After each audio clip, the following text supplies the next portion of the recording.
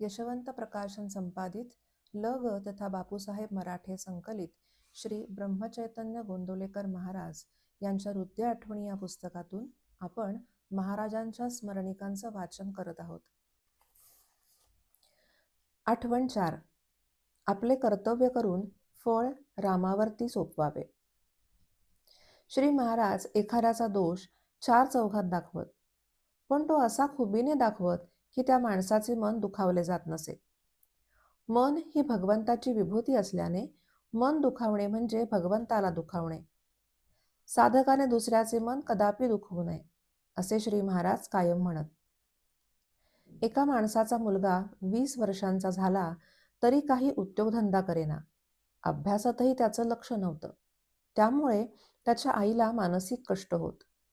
श्री महाराजांनी एका सज्जन अधिकाऱ्यास सांगून त्या मुलाला एका कारखान्यामध्ये नोकरी देववली. काही दिवसांनी मुलाने नोकरी सोडली. कारखान्याचे मालक त्या अधिकाऱ्यास म्हणाले, मुलगा न सांगताच कारखाना सोडून निघून गेला आणि जाताना थोडेसे गुणही उधळून गेला. असा मुलगा तुम्ही आम्हास द्यावयास नको होता. त्याचे हे शब्द त्या अधिकाऱ्याच्या मनास लागले. यापुढे कोणालाही नोकरीस लावायच्या भानगडीत पडायचं नाही असं त्यांनी पक्क ठरवलं. नाहक आपला अपमान झाला असं त्यांना वाटलं. लवकरच श्री महाराजांची गाठ पडली. तेव्हा श्री महाराज म्हणाले, समजा आपण एखादा मोठा बंगला बांधला आणि त्यात बाग बगीचा करण्यासाठी, फुलझाडे लावण्यासाठी एक माळी नेमला. माळ्याने बरीच फुलं झाडं लावली. त्यातली काही मेली. तेव्हा तो मनाने विषण्ण झाला आणि पुढे झाडेच लावायची नाहीत असा हेतू मनात धरून बसला. हे त्याचे करणे कितपत शहाणपणाचे होईल?